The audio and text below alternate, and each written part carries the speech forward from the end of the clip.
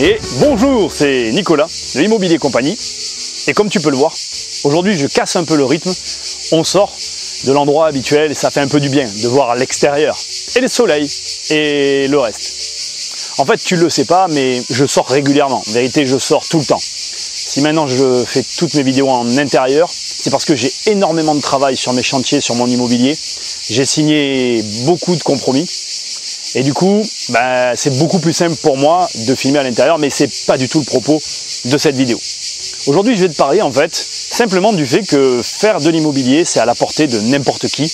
En gros, il n'y a pas besoin d'avoir fait bac plus 5, bac plus 6 ou je ne sais quoi pour acheter de l'immobilier. Mais tu vas voir, j'ai des choses à dire. Si tu es bête, tu peux faire de l'immobilier, tu n'as pas besoin d'être intelligent. La réalité, c'est que c'est facile d'acheter de l'immobilier. Tout le monde est capable d'acheter de l'immobilier. Il n'y a rien en fait de sorcier dans le fait d'acheter de l'immobilier. On est vraiment, j'ai envie de te dire, foncièrement sur le point de départ, strictement tous au même niveau. Il n'y a aucune différence entre les uns et les autres. Finalement, qui que ce soit qui va se lancer en immobilier est capable de comprendre les démarches, trouver un bien, aller chez le notaire, acheter le bien, le louer. J'ai envie de te dire, je t'ai résumé tout ce que j'avais à dire. Pourtant, si tu y réfléchis, il y a bien une différence. Il y a bien une différence si par exemple, moi, j'ai réussi en me lançant en 2003 en immobilier à solder mon premier bien en 2006. Il y a bien une différence entre ceux qui vont avoir des marges impressionnantes et qui vont être capables tout simplement de rapidement se dégager quelque chose pour pouvoir en vivre et pour ceux qui ne vont pas y arriver. Alors t'inquiète pas, je ne vais pas te faire durer le suspense, il n'y a pas de magie en fait. Il y a effectivement une manière de réfléchir, une manière d'aborder la chose. Et j'ai une image pour toi, une image que j'ai en tête depuis pas mal de temps. Cette vidéo elle est un peu inattendue en fait, je pense que tu l'as compris, elle est faite à brûle sur point. Je sais pas si j'ai eu raison de montrer mon point là. Bon bref, on s'en fout. L'idée c'est de te dire ceci.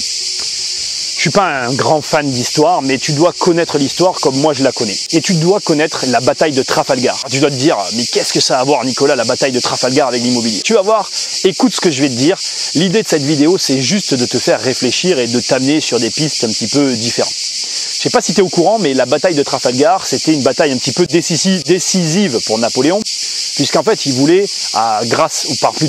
avec cette bataille, conquérir l'Empire britannique, prendre la suprématie complète sur l'Europe. Enfin, bref, c'était une bataille importante pour lui.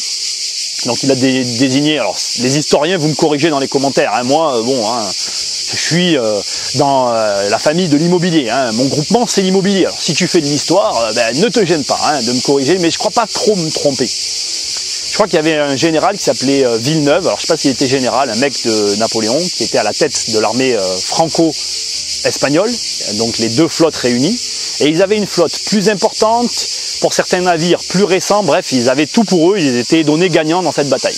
Et de l'autre côté, tu avais les Britanniques, donc avec un général, toujours pareil, je sais pas si c'était des générales, des capitaines, on s'en fout.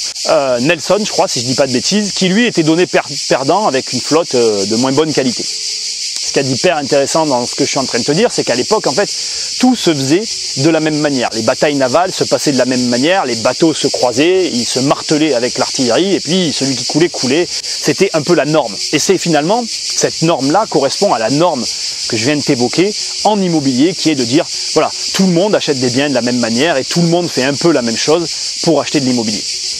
En fait, ce qui s'est passé, c'est que les Britanniques, apparemment, ils étaient au fait de certains éléments concernant les Français, donc de leur avancée technologique, mais par contre, ils savaient aussi que ces mêmes Français avaient tout simplement un problème au niveau de l'équipage, au niveau de la mise en place de certains éléments lors d'une bataille, etc.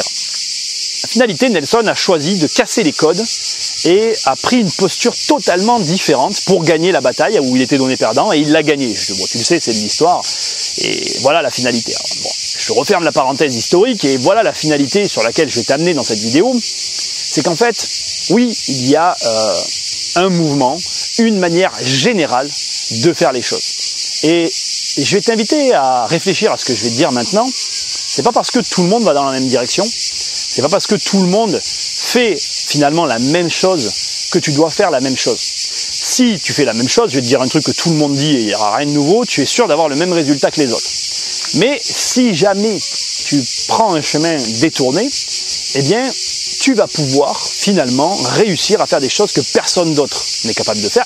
Et surtout, et c'est là que ça devient intéressant, découvrir des choses que personne n'est capable de faire. Alors moi, je vais te donner un étrange conseil dans cette vidéo qui va peut-être pas te plaire, mais je m'en fiche en fait. Ce conseil, il est le suivant.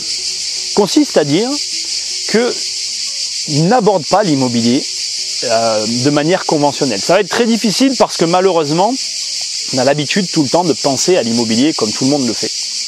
Et moi, je constate aujourd'hui que tous ceux qui arrivent à penser sur un business, quel qu'il soit, d'une manière totalement originale, d'une manière totalement contre-intuitive, passionnée, avec des éléments qui n'ont rien à voir avec la raison, eh bien, ils arrivent à obtenir des résultats qui n'ont rien à voir avec la logique. Alors si tu veux avoir des résultats complètement illogiques mais affolants en immobilier, si tu veux réussir à faire des choses qui finalement, tu seras les seuls à les faire en fait, mais il te faut aborder les choses d'une manière complètement novatrice. Alors je vais te donner finalement le conseil, on y arrive, hein, le conseil. Le conseil, il est le suivant, il est facile.